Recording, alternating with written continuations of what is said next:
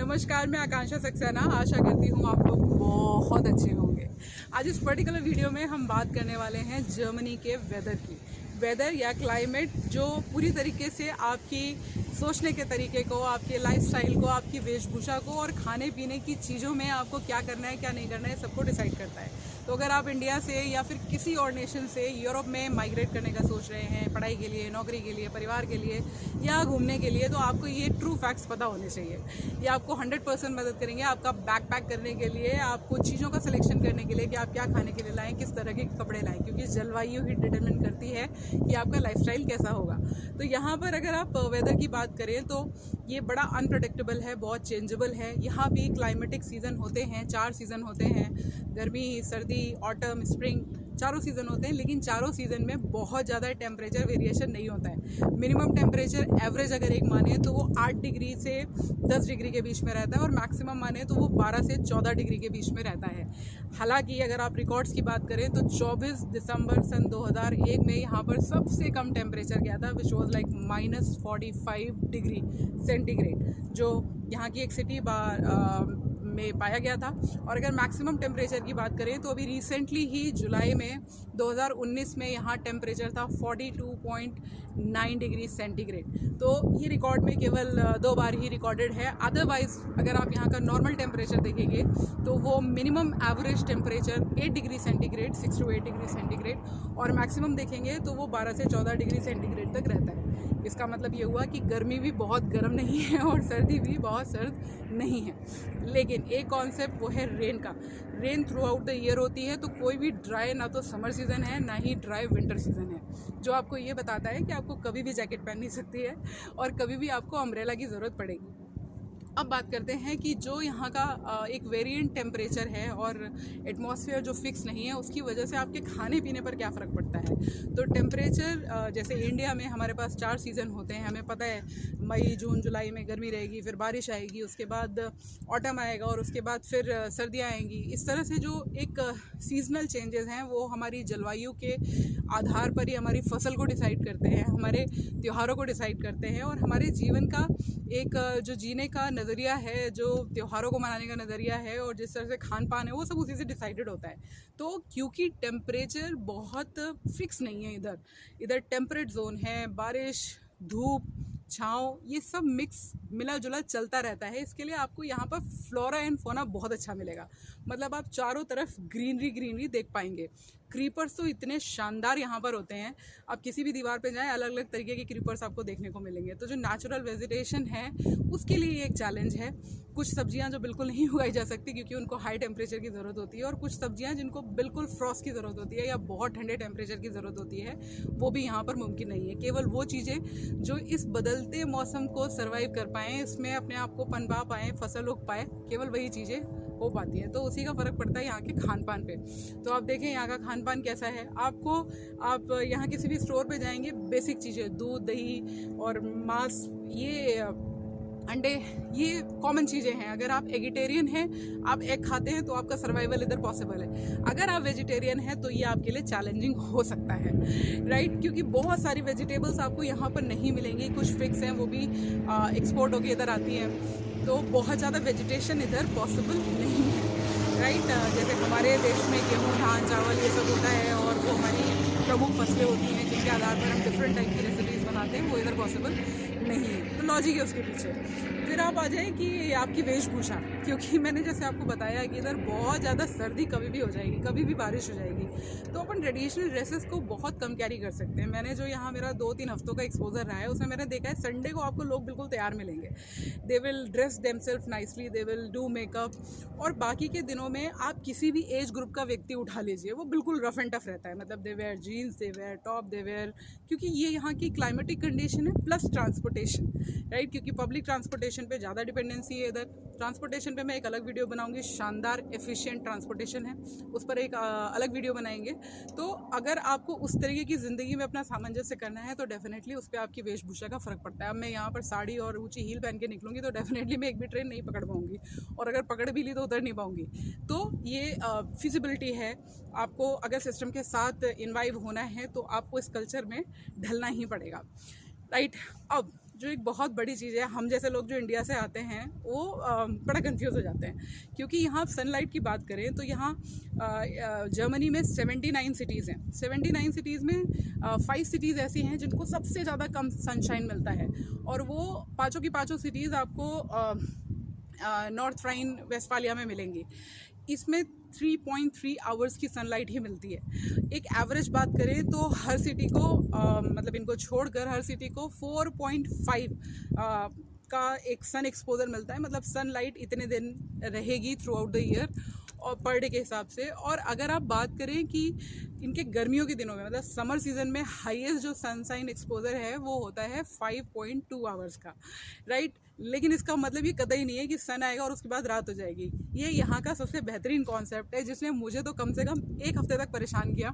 और अभी भी ये जो सिरेकेडियन साइकिल है, जो एक जेटलैग है, वो अभी भी जा नहीं पा रहा है, क्योंकि हम बहुत सालों से एक तरीके की मेंटल क्लॉक से जीते हैं। तो रात में अपन 10 बजे सो जाएंगे, सुबह 5 बजे बिस्तर छोड़ देंगे। लेकिन जब आपके सुबह का 5 बजे दिमाग में चल रहा होगा, तब यहाँ का रात का 2 बज रहा होगा या 1 बज रहा होगा। तो होता ये है कि रात के 8 बज जाते हैं, 9 बज जाते हैं, 10 बज जाते हैं, लेकिन फिर भी दिन दिखता है, शाम दिखती है। तो बाहर का मौसम कह रहा है कि अभी रात नहीं हुई है, लेकिन दिमाग थक चुका है, क्योंकि दिमाग ये कह रहा है कि अभी पूरे दिन का काम हो गया, अब सोने का वक्त है। तो इन दोनों के बीच का जो क्लैश है ना, वो बहुत परेशानी करता है। प्लस एक चीज़ जो मैंने और महसूस की है, जैसे आप सुबह उठते हैं, ब्रेकफास्ट करते हैं, उसके बाद आप मिड मॉर्निंग में कुछ खाया, फिर आपने लंच खाया, फिर आपने रिफ्रेशमेंट लिया, फिर आपने डिनर किया। तो होता ये है कि हमें लगता है जब डिनर होता है तो रात होती है, लेकिन जब इधर डिनर का वक्त आता है या फिर यहाँ पर शाम के रिफ्रेशमेंट का वक्त आता है टाइम के हिसाब से, लेकिन बाहर जो माहौल हो रहा है वो ये बता रहा है कि अभी तो दिन ही हो रहा है। तो ऐसा लगता है हमने दिन में कितना खा लिया, अभी तो हमने ब्रेकफास्ट किया था, अभी फिर भूख लगाई, अभी फिर रिफ्रेशमेंट का मन कर रहा है, तो हम कितना खा रहे हैं। तो बॉडी कंफ्यूज हो रही है टाइम के साथ। तो एक खाना और एक सोना, ये दो बहुत बड़े चैलेंजेस हैं। मुझे लगता है इसमें वक्त लगेगा, क्योंकि कोई भी आदत को सीखना और उसको अनलर्न करने के लिए मैक्सिमम 20 दिन का एक्सपोजर कंपलसरीली होता है। रूटीन में होगा तो आपकी आदतें चेंज होंगी। तो भी मैं और मेरे परिवार, मेरा बच्चा जिस चीज़ से स्ट्रगल कर रहे हैं वो ये, एक तो ये हमें लगता है कि भैया रात कब होगी। तो आप जर्मनी में देखेंगे स्पेसिफिकली हर घर में शेडोज़ लगे होते हैं, कर्टन के साथ शेडोज़ होते हैं, ताकि वो आर्टिफिशियल नाइट क्रिएट कर सके। तो यहाँ के लोग जल्दी सोते हैं, 7 बजे खाना खा लेते हैं, और बाहर रात हो कि नहीं हो, कि बारिश हो कि बर्फ़ पड़े, वो 7 से 8 बजे तक सो जाएंगे, क्योंकि सुबह इनकी मॉर्निंग जल्दी हो जाती है। मतलब ऐसा नहीं कि रात लेट हो रही है तो दिन भी लेट निकलेगा। दिन वही जो ऐसे हमारे इंडिया में 4 से 5 बजे ब्रह्म मुहूर्त होता है और थोड़ी सी भोर हो जाती है और उसके बाद सन निकल आता है, ठीक इसी तरीके से यहाँ भी आप सुबह के 5 बजे मॉर्निंग पा पाएंगे। तो आपके सोने का टाइम कम हो जाता है।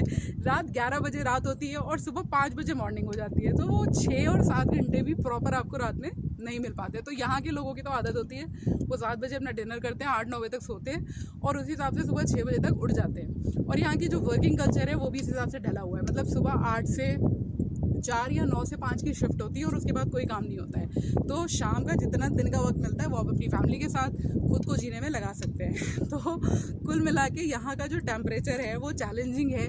खाना और सोना, ये तीनों चीज़ें इसी से जुड़ी हुई है। यहाँ का लाइफस्टाइल यहाँ के वेदर से जुड़ा हुआ है, बहुत ऑसम है। मैं सच बता रही हूँ, शुरुआत में आपको खुद पर हंसी आएगी कि मैंने कितना खा लिया, या आपको लगा मैं बिल्कुल नहीं सोया या मैं नहीं सोया, या मतलब ये चीज़ें थोड़े से चैलेंजिंग हैं जो आपको फनीएस्ट वे में आपको खुद को सामने लेके आएंगे। लेकिन धीरे धीरे दिस विल गेट रूटीन।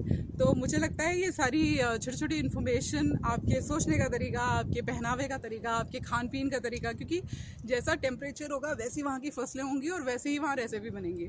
तो अभी मैं पर्टिकुलरली, जैसे हमारे इंडिया में दाल चावल रोटी सब्जी का कॉन्सेप्ट होता था, यहाँ पर हम 1 मील पे आ गए हैं। मतलब एक कोई ऐसा मील ऐसा बनाओ जिसमें सीरियल्स भी हो जाएं, वेजिटेबल्स भी हो जाएं, ऑयल भी आ जाए और नट्स भी आ जाएं। तो इससे टाइम भी सेव होता है, इससे मनी भी सेव होती है, इससे फ्यूल भी सेव होता है और सारे न्यूट्रिएंट पहुंच भी जाते हैं। तो मुझे ये लगता है कि ये लोग खाने पीने पे इसीलिए कम फोकस कर पाते हैं, क्योंकि एक तो इनके पास ऑप्शन नहीं है, और ऑप्शन हो भी तो उन ऑप्शन को वो बहुत ज़्यादा एक्सपोज नहीं कर सकते हैं। तो this is all about the German weather and climate, और इससे ही बहुत फ़र्क पड़ता है आप कितने बजे उठते हैं, कितने बजे सोते हैं, कैसे काम करते हैं, कैसा खाना खाते हैं, कैसे कपड़े पहनते हैं, कैसे ट्रांसपोर्टेशन सिस्टम को यूज़ करते हैं। तो ये सारी चीज़ें आपको दिमाग में बिल्कुल रखनी चाहिए अगर आप जर्मनी या किसी भी यूरोपियन नेशन में माइग्रेट करने का सोच रहे हैं या यहाँ ऑलरेडी आ चुके हैं। कपड़े भी इसी तरीके से इम्पैक्ट होते हैं क्योंकि यहाँ पर सर्दी, गर्मी, बरसात सब एक साथ चल रहा होता है। तो ऐसा बिल्कुल नहीं होगा कि आप अपनी कबर्ड में केवल समर के कपड़े रखेंगे या केवल विंटर के रखेंगे या अम्ब्रेला अंदर उठा के रखेंगे। अम्ब्रेला तो आपके बैग में हमेशा होना ही होना चाहिए, और एक जैकेट आप हमेशा कैरी करें ही करें। और मैं सच बता दूँ, ये मेरा पर्सनल एक्सपीरियंस है यहाँ का भी, और इससे पहले भी मैं यूके गई थी, तब मैंने देखा कि हमारे यहाँ जो मैक्सिमम टेम्परेचर में कपड़े काम करते हैं ना, the type of quality of winter wears we wear, वो यहाँ पर बिल्कुल फेल है। तो एक अलग तरीके की चिलिंग, अभी भी मैं यहाँ बिल्कुल पानी के पास खड़ी हुई हूँ और मैंने विंटर का ये पहना हुआ है, लेकिन ये अंदर तक बिल्कुल ठंड देता है। तो अच्छा है, बहुत साफ़ है, बहुत क्लियर है। और एक चीज़ और जो मेरा पर्सनल ऑब्जर्वेशन है वो ये, क्योंकि यहाँ गर्मी बहुत गर्म नहीं है, मतलब एट द मैक्स आपको एक टेबल फ़ैन खरीदना पड़ेगा। ऊपर वाले फ़ैन का तो इधर कल्चर ही नहीं है, मतलब सीलिंग फ़ैन है ही नहीं। एट द मैक्स आपको टेबल फ़ैन खरीदना पड़ेगा गर्मियों के लिए। तो गर्मी नहीं है तो एसी नहीं है, एसी नहीं है तो वो जो क्लोरोफ्लोरोकार्बन वाला कॉन्सेप्ट है ना, वो इधर है ही नहीं। यही बहुत बड़ा रीज़न है कि यहाँ पर एनवायरनमेंट में पोल्यूशन नहीं है।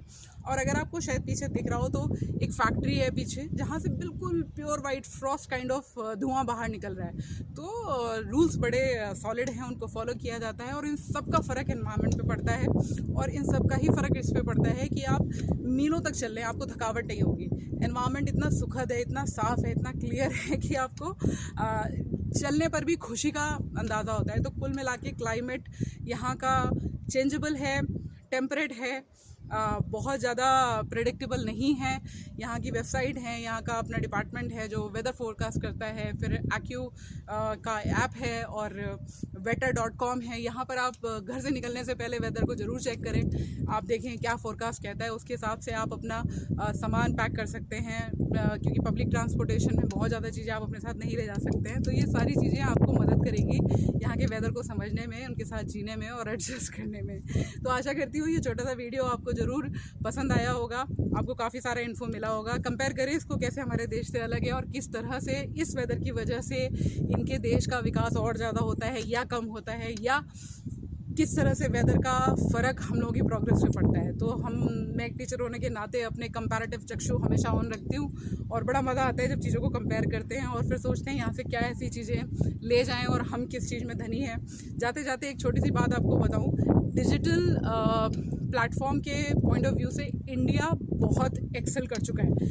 मतलब अभी भी हम 10 रुपये की सब्ज़ी खरीदते थे या फिर हम फल खरीदते थे या हम कहीं भी रिक्शे वाले को भी पैसे देते थे तो अपन फ़ोन पे, पेटीएम, गूगल पे करते थे। अभी ये इस मामले में पीछे हैं, जर्मन्स इस मामले में पीछे हैं। तो इसको मैं एक सेपरेट वीडियो में ज़रूर इंक्लूड करूँगी, लेकिन कई जगह पे बड़ा चौड़ फील होती है कि वी आर फ्रॉम इंडिया, और जर्मनी में इंडियंस की बड़ी कदरें हैं। They respect them for their intelligence, for their work, and they respect India.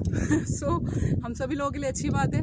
तो अपने घरों में रहें, स्वस्थ रहें, सुरक्षित रहें। केसेस बढ़ रहे हैं, अपना बहुत सारा ध्यान रखें, गर्मी बहुत है, खूब सारा पानी पीजिए, स्वस्थ रहें, सुरक्षित रहें, अपना ध्यान रखें, और कमेंट बॉक्स में ज़रूर लिख के बताइए आपको ये वीडियो कैसा लगा। नमस्कार।